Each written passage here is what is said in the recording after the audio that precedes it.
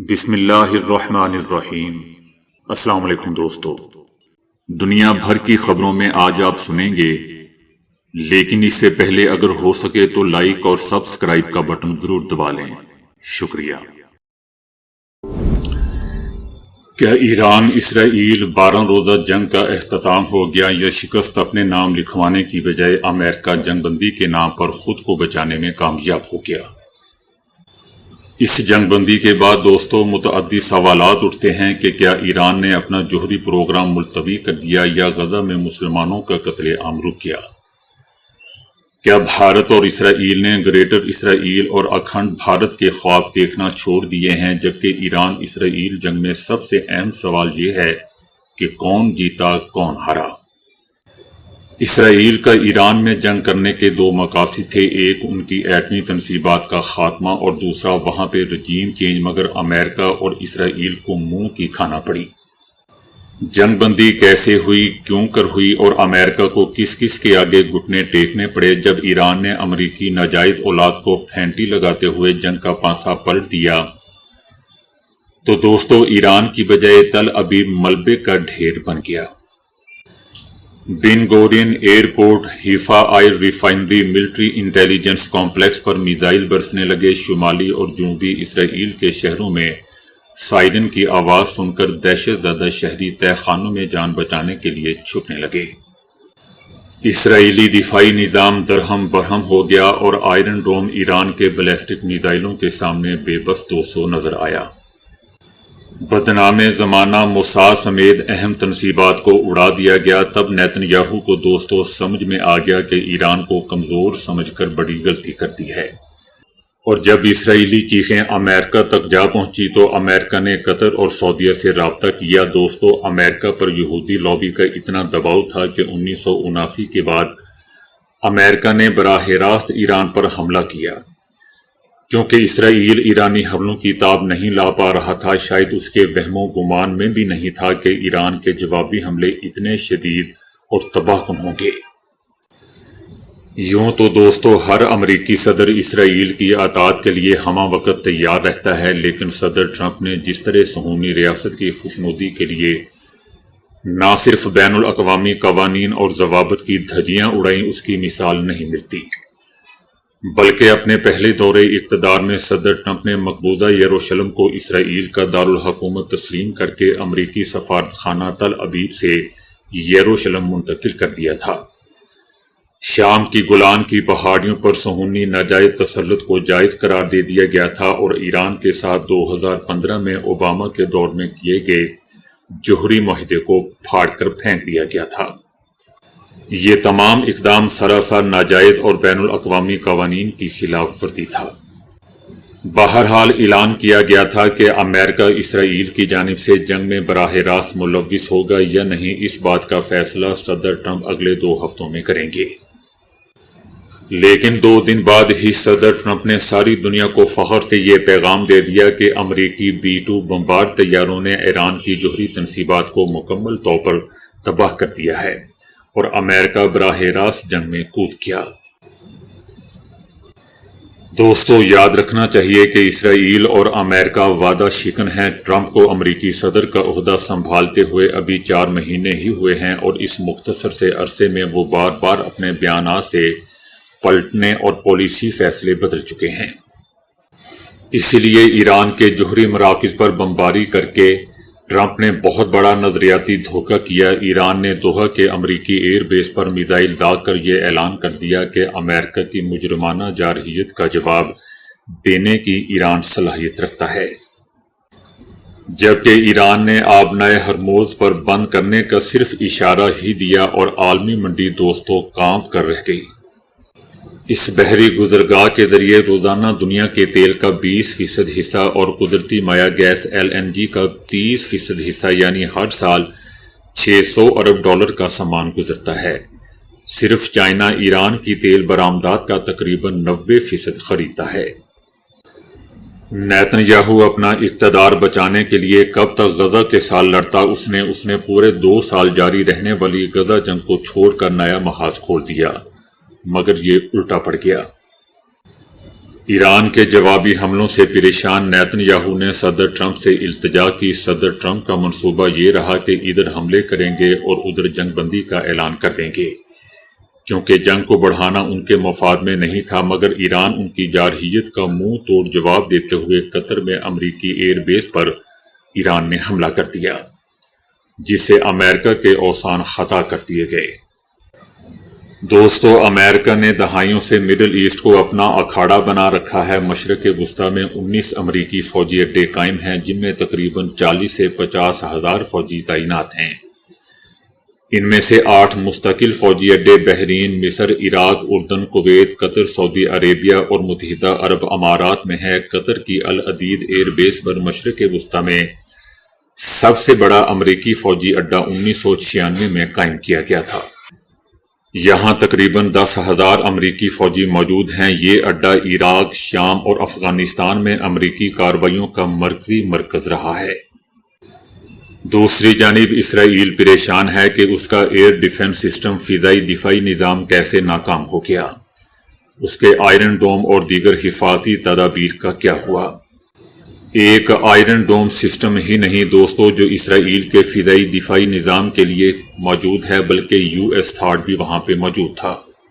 اس کے باوجود اسرائیل ایران کے سامنے زیر ہو گیا، حالانکہ اسرائیل نے ابتدائی حملوں میں ہی اس کے اعلیٰ سائنسدانوں کو نشانہ بنا ڈالا تھا اور ان کے ملٹری جنرلز کو بھی نشانہ بنایا گیا۔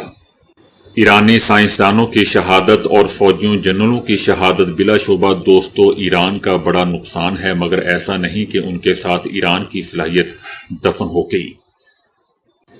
اس جنگ میں اسرائیل کو تقریباً 6.46 ارب ڈالر کا نقصان ہو چکا ہے اور مجموعی جنگی اخراجات 67.5 ارب ڈالر تک جا پہنچے ہیں۔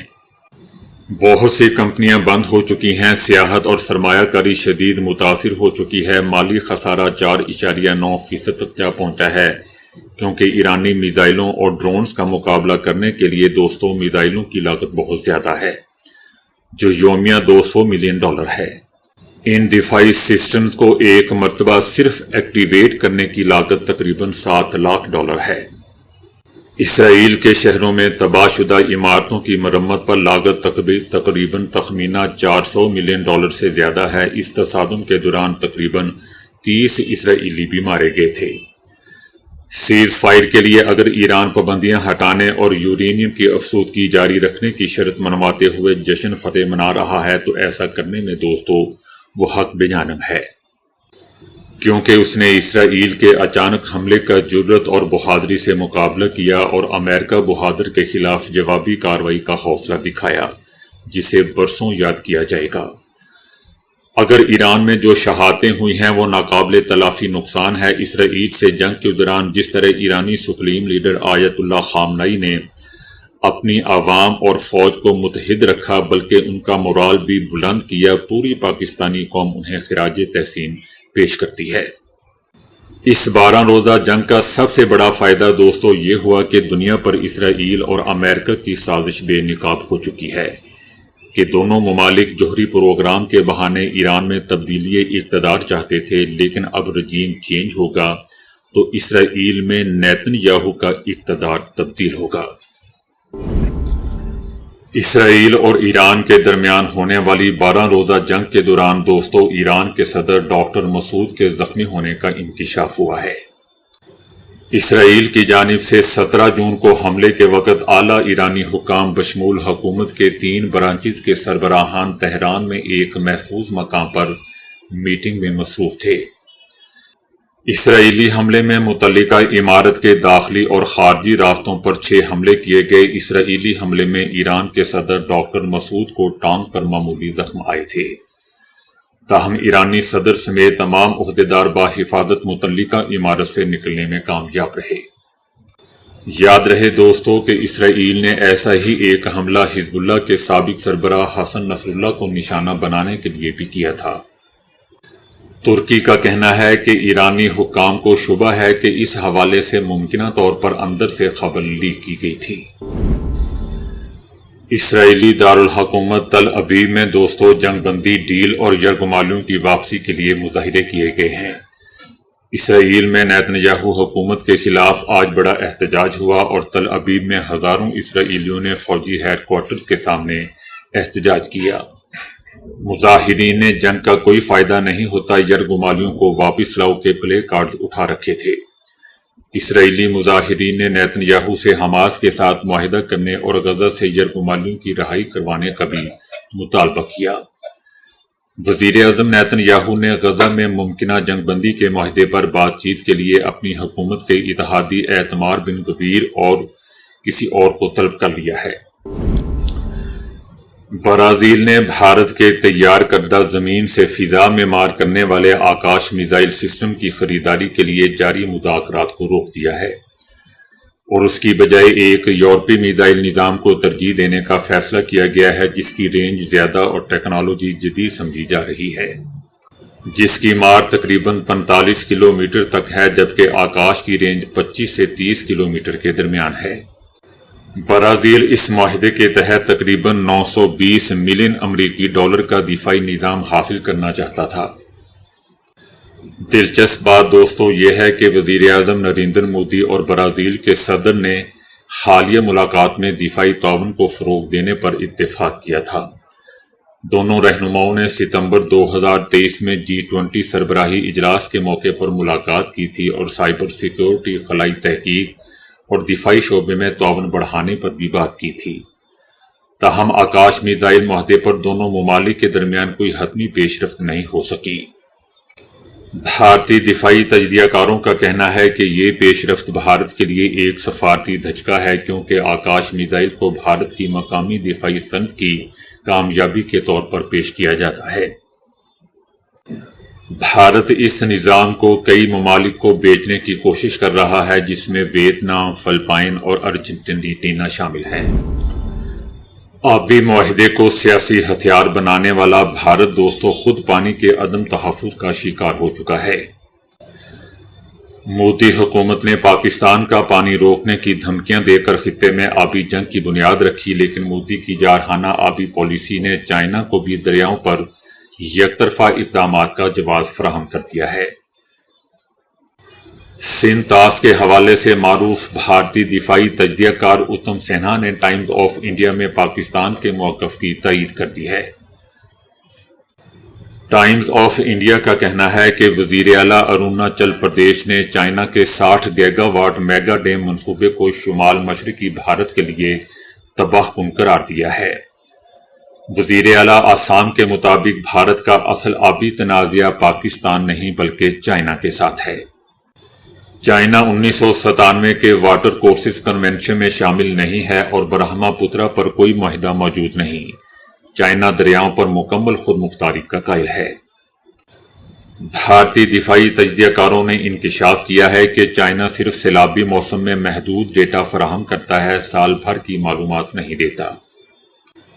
ٹائمز آف انڈیا کا کہنا ہے کہ موسمیاتی تبدیلی سے برف پگھلنے میں 22% کمی اور بارش بہاؤ میں اضافہ متوقع ہے۔ چائنا کے ڈیمز کا مجموعی اثر بھارت کے لیے غیر متوقع اور خطرناک ثابت ہو رہا ہے۔ بھارت کے شمال مشرقی علاقے اروناچل اور آسام اچانک پانی کے اخراج سے شدید خطرے میں ہیں۔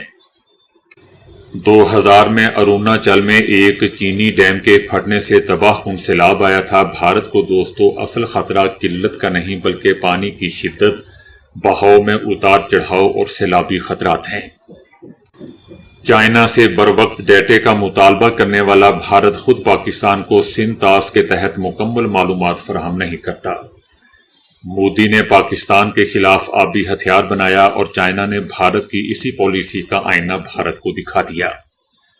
پاکستان پر پانی کا دباؤ ڈالنے والی مودی سرکار اب خود چائنا کی ہائیڈرو پاور منصوبوں سے خوف زدہ ہے۔ پاکستان کے ساتھ یک طرفہ سندھ طاس معاہدے کی معطلی مودی سرکار کی سب سے بڑی غلطی ثابت ہو رہی ہے۔ آبی تخریب کاری کا آغاز کرنے والی مودی سرکار آج خود سیلاب اور تباہی کے دہانے پر کھڑی ہے۔